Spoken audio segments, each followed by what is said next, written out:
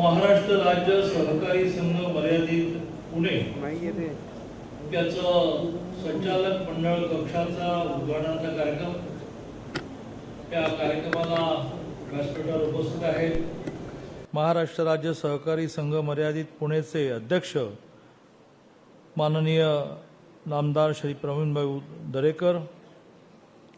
त्यांच्या परिचयामध्ये कॅबिनेट मंत्री दर्जा असं म्हटलेलं आहे। दर्जा शब्द लवकरात लवकर जावा अशी आपण सगळेजण त्यांच्यासाठी प्रार्थना करूया। कारण एकदा का तो दर्जा शब्द गेला आणि कॅबिनेट मंत्री असं त्यांचं स्वरूप झालं तर एखादा सहकार विभाग त्यांच्याकडेच येईल। मग त्यांनी माझ्याकडे मागण्या करण्याच्या ऐवजी माझ्यासहित आपण सगळेजण त्यांच्याकडेच मागणी करू शकू असे अतिशय कर्तृत्ववान महाराष्ट्र गृहनिर्माण स्वयंसमूह पुनर्विकास प्राधिकरणाचे अध्यक्ष, मुंबई जिल्हा मध्यवर्ती सहकारी बँकेचे अध्यक्ष माननीय नामदार श्री प्रवीणभाऊ दरेकर। एखादा माणूस शून्यातून विश्व कसं निर्माण करतो याचं मोठं उदाहरण व्यासपीठावर उपस्थित आहे विद्याधर अणासकरजी। मी 14 ते 16 सहकार मंत्री झालो, अनेक विषयामध्ये लक्ष घालायला लागलो। मुळात मला आजही तो दिवस आठवतो की मध्यरात्री 2 वाजता गाढ झोपेमध्ये मी आमदार निवासामध्ये झोपलो असताना मला अचानक एक फोन आला आणि ते म्हणाले की दादा अमित बोल रहा हूं। आता अमित कोण? अमित साटम, अमित भातखळकर कोण? मला अर्ध्या क्षणात लक्षात आलं की अमित भाई आहेत। म्हटलं अमित भाई बताइए। तो म्हणाले बस घड़ी में कितने बजे आहे? 2 बजे आहे। तर ते देवेनच म्हणणार, आमचे देवेंद्रजी। देवेन दिल्ली से निकला है, 2 घंटे में पहुंचेगा, वो भी आमदार निवास में ही रहता है ना। मतलब हाँ, वो मैजेस्टिक के आमदार निवास में रहता है। तो 4 बजे के आसपास वहाँ जाकर बैठो। ठक फोन ठेवला, कारण आमचे अमित भाई अशा क्रियापदांमध्ये बोलतात, देखेंगे, बात मी बात करते, आणि त्याच्यातून अर्थ काढून आम्ही सगळेजण अतिशय यशस्वीपणे वाटचाल करत असतो। त्याला मी 4 वाजता मॅजेस्टिकमध्ये जाऊन बसलो आणि देवेंजी आले। देवेंजींचा एक स्वभाव आहे की त्यांच्या पोटातलं पाणी हलत नाही। तर म्हटलं की मला पहाटे 4ला तुम्हाला भेटायला कशाला सांगितलं आहे? म्हटलं यार जेवण राहिलं आहे म्हणाले। म्हटलं मग जेवण राहिलं तर काय आता 4 वाजता जेवणार? तर म्हणे हो जेवायचं आहे म्हणाले। पण पहिलं मला का बोलवलं आहे सांगा ना। ते म्हणाले ते पहिलं जेवू, सैन्य पोटावर चालतं म्हणाले। जेवल्यानंतर ते म्हणाले आता कसं बरं वाटलं?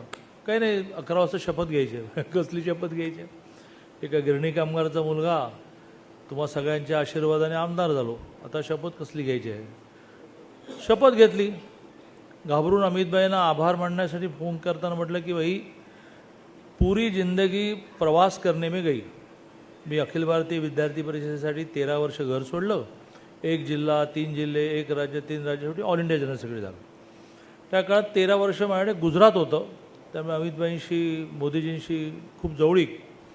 तो आपने देखा कितना मैंने प्रवास किया है, छोटा सा खाता दो, छोटं खातं द्या मला। हाँ म्हणाले बहुत छोटा देंगे, चिंता मत करो। आणि संध्याकाळी PWD आणि सहकार अशी 2 खाती घोषित केली। त्याला म्हटलं काय चाललंय काय? म्हणून मी त्यांना असं म्हटलं की आपने मुझे सहकार मंत्री किया, मेरे खानापुर गांव की दुग्ध विकास सोसाइटी में मैं मेंबर भी नहीं हूँ। हाँ, आपकी कोई संस्था नहीं है इसलिए ही आपको सहकार मंत्री किया है असं म्हणून त्यांनी मला काय करायचं ते सांगितलं। ते मला कळलं की मला काही वेस्टेड इंटरेस्ट, निहित स्वार्थ निर्माण होणार नाही, म्हणून याला आपलं सहकार मंत्री केलं आहे। असं म्हणून मी सहकार विभागाची जबाबदारी स्वीकारली आणि मला असं लक्षात आलं की एक फार मोठं विश्व आहे। 2.25 लाख सोसायट्या, प्रत्येकाचे आपण 40 सदस्य म्हटलं तर खरं म्हणजे त्याच्यापेक्षा जास्त असतात, पण एवढी मोठी संख्या ही या विषयाशी जोडलेली आहे। त्याच वेळेला मला असं लक्षात आलं, शोधायला लागलो ना आता काय काय करायचं काय काय सांगायचं, लक्षात आलं की राज्य सहकारी बँक ही पूर्णपणे मोडून खाल्लेली आहे आणि तिच्यावर प्रशासक आहे। मी पहिला नाबार्डचे रिटायर्ड चेअरमन तिथे प्रशासक म्हणून अपॉइंट केले आणि काही दिवसातच मला लक्षात आलं की विद्याधर अनासकर सारखा जर सहकारातला तज्ज्ञ आपण तिथे अपॉइंट केला की ज्याला ग्रामीण भागातला सहकार कळतो, हे नाबार्डचे रिटायर्ड चेअरमन हे त्या लेवलला काम करणार, आणि त्यावेळेला 9,000 कोटीपर्यंत खाली गेलेले बँक विद्याधर अनासकरांनी आता 73,000 कोटीवर आणली. जी बँक लॉसमध्ये होती तिचा ह्या वर्षीचा प्रॉफिट माझ्या माहितीप्रमाणे 700 कोटी झाला. असे सहकारातले तज्ज्ञ आणि सगळ्यात महत्त्वाचं म्हणजे उत्तम मास्तर, ते बघितलं मग तुम्ही. 20 मिनिटं मिळाली तर सगळे मुद्दे मांडले, 2 तास दिले, अजितदादांनी त्यांनी उदाहरण दिलं. असे व्यासपीठावर उपस्थित विद्याधर अनासकरजी, दीपक तावरे आमदार म्हणून त्यांना बोलवलं आहे असं मला प्रवीण दरेकर मिळाले. सॉरी, माझ्या माहितीप्रमाणे, कारण मीच त्याला साक्षी आहे, एक सहकारी सूतगिरणी 100 कोटीची त्यांची आहे, त्यामुळे ते सहकारातले आहेत. मला वाटलं की ते दरेकरांना माहिती आहे म्हणून त्यांना सहकारातला एक नेता, सहकारातला एक कार्यकर्ता म्हणून बोलावलं की काय. आता मला माहिती असणारी एकच आहे, आणखीन काय काय मला माहीत नाही. का सुनील, मला माहिती असणारी एक आहे, आणखीन किती आहे मला माहीत नाही. प्रवीण दरेकर, सुनील कांबळे ही महाराष्ट्रातली काही मंडळी अशी आहेत की ज्यांच्यावर देवेंद्रजींचा अमाप प्रेम.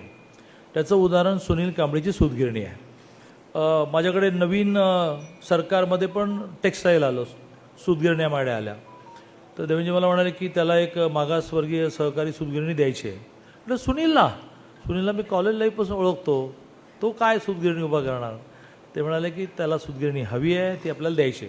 झालं, फाईल तयार झाली आणि एका कॅबिनेटमध्ये ह्यांच्या सूतगिरणीला मान्यता मिळण्यासाठी विषय आला. असंख्य विषय असल्यामुळे विषय आम्ही सगळेच विसरलो, कारण म्हणजे अजेंडावर नव्हता ना, आयत्या वेळेचा विषय होता. कॅबिनेट संपली, सगळेजण मंत्री उभे राहिले आणि सुनील कांबळे त्या कॅबिनेट हॉलच्या त्या दारातून आत डोकावत होता की आपली फाईल झाली की नाही. आणि देवेंद्रजी म्हणा, अरे दादा सुनीलची फाईल झाली. म्हटलं तर नेक्स्ट कॅबिनेट, नाही नाही नाही बसा म्हणून त्यांनी सगळ्या मंत्र्यांना खाली बसवलं, फाईल आणायला लावली. काय सुनील बरोबर आहे ना, आणि ती फाईल मान्य करून घेतली. तेच स्थान, त्याच्यापेक्षा मोठं स्थान प्रवीण दरेकरांचं आहे. त्यावेळेला मला मोठेपणा देवा म्हणून आम्हाला निधी द्या वगैरे म्हणतायत, पण आता राज्याचे मुख्यमंत्री पण देवेंद्रजी आहेत आणि अर्थमंत्री पण देवेंद्रजी आहेत. त्यामुळे हां, त्यांनी हे म्हटलेलं मला मान्य आहे की मी संसदीय कामकाज मंत्री आहे, त्यामुळे मी पोस्टपोन आहे, मी इथून उचलतो आणि इथे देतो. त्यामुळे आता ह्यांचा विषय मी कसा पुढे नेईन मी मिनटात सांगतो. तर असे व्यासपीठावर संजीव कुसाळकर जे आहेत, शिवाजीराव नलावडे आहेत, खूप मंडळी उपस्थित आहेत. उशीर झाला आहे. मी अर्थात आज कुठलाच कार्यक्रम घेतला. प्रवीण दरेकर आणि आमचं नातं असं आहे की मला आज सांगलीमध्ये मोठा कार्यक्रम, मला चार्टर फ्लाईट न्यायला येणार, फारच मोठा कार्यक्रम आहे. पण मी म्हटलं की बाबा मला ह्या कार्यक्रमाला ॲडजस्ट करून येता येईल तर मी येईन. ते म्हणाले नाही, मी प्रवीणशी बोलतो, खूप मोठे नेते आहेत ते म्हणाले मी प्रवीणशी बोलतो, कार्यक्रम संध्याकाळी 5:30ला करूया. मी मुंबईहून विमान घेऊन निघतो, पुण्याला उतरतो, तुला घेतो, सांगलीला जातो, तुला 5:30पर्यंत सोडतो. म्हटलं प्रवीणची परवानगी घ्या. प्रवीण म्हणाला बिलकुल नाही, राज्यातल्या सगळ्या लोकांना 2.5चा अनुरूप आहे, 5:30पर्यंत काय करू त्यांचं. मी त्या नेत्याला सांगितलं की सॉरी, माझा पहिला कार्यक्रम म्हटलं प्रवीण दरेकर आहे, त्यामुळे मी बाकी काही काम ठेवलेलं नाही. इथे सर्किट हाऊसवर जिल्ह्याच्या खूप बैठका चालू आहेत, पण तुम्हालाही आपापल्या गावी जायचं आहे. तर व्यासपीठावर सर्व मान्यवर आणि मोठ्या संख्येने उपस्थित वेगवेगळ्या संस्थांमध्ये पदाधिकारी असणारे, कोणी डायरेक्टर असतील, कोणी व्हाईस चेअरमन असतील, कोणी चेअरमन असतील, आणि अगदी पुणे जिल्हा मध्यवर्ती बँकेच्या व्हाईस चेअरमनसहित सगळेजण उपस्थित आहेत. असे सर्व मान्यवर बंधू आणि भगिनी, माझ्या आधीच्या 2 सघन भाषणामधून, म्हणजे अनासकरांचं भाषण आणि दरेकरांचं भाषण, यातून आपल्याला सहकाराचं महत्त्व कळलं आहे आणि आपण सहकारात काम करतो आहे. आपल्याला सहकारात काम करणाऱ्यांच्या प्रशिक्षणाचं महत्त्व कळलं. प्रशिक्षण किती महत्त्वाचं आहे याचं एक उदाहरण द्यायचं झालं तर भारतीय जनता पार्टीच्या नेत्यांचं, कार्यकर्त्यांचं प्रशिक्षण नियमितपणे व्हावं यासाठी भाईंदरला एक स्वर्गीय रामभाऊ म्हाळगी प्रबोधिनी नावाचं एक अप्रतिम कॅम्पस उभं राहिलेलं आहे.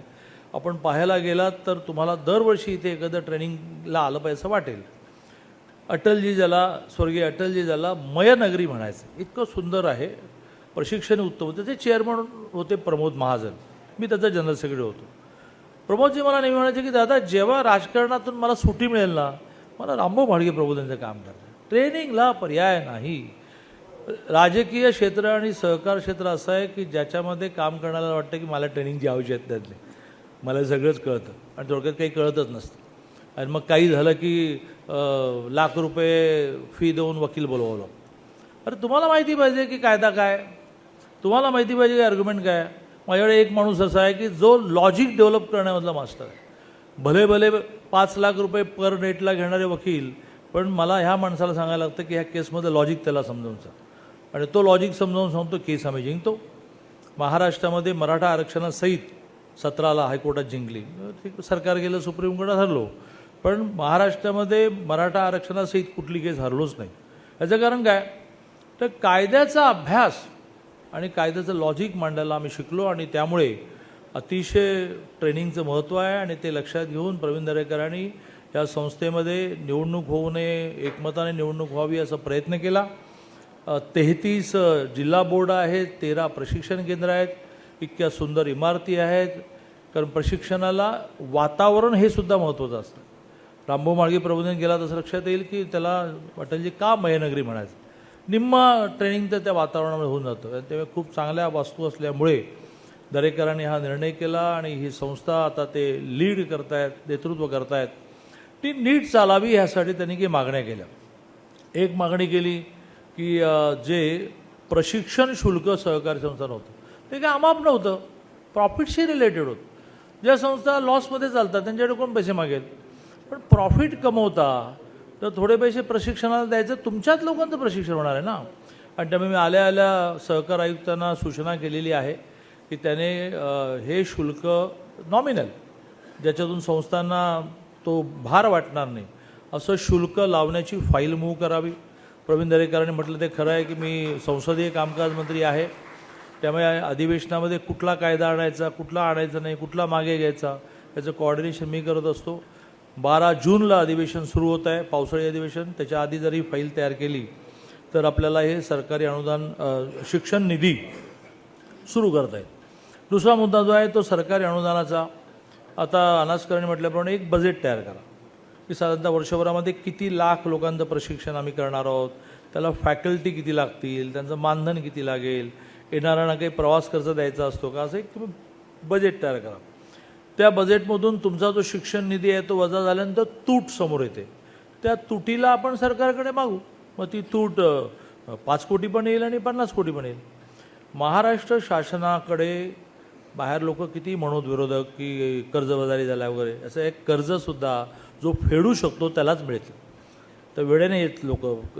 आपला एका बाजूने उत्पन्न, सकल उत्पन्न इतकं वाढत आहे आणि आपल्याला केंद्राने जी स्पेस दिलेली आहे की तुमच्या सकल उत्पन्नाच्या 25% जास्त लोन तुम्ही घ्यायचं नाही, तर आपण 18%च घेतलं आहे म्हणून कर्ज काढावं असं नाही आहे. मुद्दा चालला आहे की तो पैशाची कमी नाही आहे, आपला GST प्रचंड वाढत चालला. आपल्याला डायरेक्ट टॅक्सेसचं केंद्राने जे कॉन्ट्रिब्युशन द्यायचं ते ह्यावेळेला 53,000 कोटी रुपये. आपल्याला केंद्राने 50,000 कोटीचं कर्ज विनाव्याज 50 वर्षात रिपेमेंट करण्याचं ऑफर केलं आहे. हे आकडे विरोधकांना माहिती नसतात, केवढी टीका करायची असते, बाकी काय करायचं नसतं. आणि त्यामुळे पैसे हा गंभीर विषय नाही, पण देवेंद्रजी अत्यंत काटेकोर आहेत. असा मुख्यमंत्री आजपर्यंत झाला नाही की ज्यांना प्रत्येक गोष्ट पूर्ण वाचायची माहिती आहे. मला मराठा आरक्षणाचा कायदा माहिती आहे, मी त्याच्यामध्ये पूर्ण इन्व्हॉल्व होतो. मराठा आरक्षणाचा कायदा हा 3 वेळा त्यांनी वाचला आणि प्रत्येक पानावरच्या मिस्टेक काढून दाखवलं आहे की ही मिस्टेक कोर्टात मागात पडेल, इथे फुल स्टॉप पाहिजे, इथे जर कॉमा टाकला तर अर्थ बदलतो. पण त्यामुळे तुम्ही मागितले आणि त्यांनी दिलं असं काय होणार. तुम्हाला त्यांनी स्वयं अर्थसहाय्यित गृहनिर्माणला खूप मदत केली की नाही, तर ती मदत का केली, त्यांना क्लिक झालं, त्यांना पटलं की हे फायद्याचं आहे सामान्य माणसाचं. त्यामुळे पैसे कमी पडणार नाहीत. त्यामुळे अनासकरांकडूनच एक बजेट तयार करून घ्या आणि त्यातली तूट सरकारकडे मागा. अगदी ह्या जूनमधल्या पावसाळी अधिवेशनाच्या पुरवणीमध्ये सुद्धा आपल्याला ते टाकता येईल. त्यामुळे तो एक विषय आहे. तिसरा विषय जो दरेकरांनी म्हटला तो फार महत्त्वाचा आहे की सहकार विद्यापीठ. सहकार किती महत्त्वाचं आहे तर मोदीजींनी सहकाराचं केंद्रामध्ये नव्याने डिपार्टमेंट, पोर्टफोलिओ ज्याला म्हणतो, खातं निर्माण केलं, जे स्वातंत्र्यानंतर देशामध्ये नव्हतं. आणि अमितभाईंसारखा तगडा माणूस की जे सहकारातून मोठे झाले. अमितभाई पुणे जिल्हा मध्यवर्ती बँकेचे व्हाईस अमितभाई कर्णावती म्हणजे त्याला नोंद शब्द समजा अहमदाबाद आहे. अहमदाबाद जिल्हा बँकेचे डायरेक्टर होते. अहमदाबाद जिल्हा बँकेचे कर्णावती जिल्हा बँकेचे चेअरमन होते. आपल्या गावातल्या विविध कार्यकारी सोसायटीचे वर्षानुवर्षे डायरेक्टर. त्यामुळे सहकार करणारा माणूस हा ह्या क्षेत्राला या डिपार्टमेंटला सहकार मंत्री म्हणून मिळालेले असल्यामुळे त्यांनी ऑलरेडी एक विद्यापीठ डिक्लेअर केलं. एबीपी माझा, उघडा डोळे बघा नीट.